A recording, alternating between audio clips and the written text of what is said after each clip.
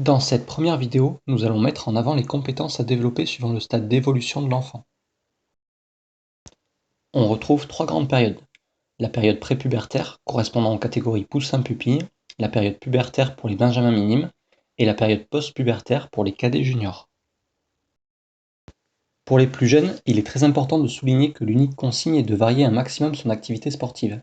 On ne parle pas ici de discipline à l'intérieur du cyclisme, mais bel et bien de pratiquer le plus d'activités physiques différentes. La période pubertaire, quant à elle, est la plus importante dans le développement de l'enfant. C'est dans cette période que l'enfant va pouvoir développer bon nombre de compétences qui définiront son potentiel une fois adulte. Dans un premier temps, c'est une période où le développement technique spécifique en cyclisme, tout en gardant une transversalité dans les disciplines, est prépondérant. Après ça, le renforcement musculaire, en se cantonnant à des exercices réalisés au poids du corps, la souplesse et le travail de vitesse à travers des sprints sont des axes de développement importants. Enfin, des exercices allure-course réalisés à PMA, puissance maximale aérobie, sont facilement intégrables dans la préparation.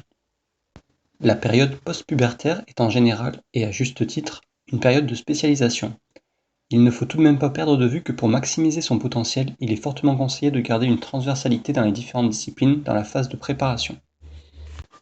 À cette période, il devient intéressant de travailler l'endurance et la puissance musculaire. Le travail de force max arrivera quant à lui dans les années juniors plutôt que sur les saisons cadets. Le travail en anaérobie lactique pourra aussi être une source de développement important sur cette période. Dans cette dernière diapo, vous pouvez voir un condensé du contenu présenté dans cette vidéo, ainsi que quelques données sur l'évolution des charges d'entraînement pour un enfant. Il est important de comprendre que les notions de progression et d'individualisation sont primordiales et sont la base de tout bon entraînement. Ne sont indiquées ici que les périodes les plus favorables pour commencer le développement d'une aptitude, mais il faudra bien entendu les entretenir par la suite.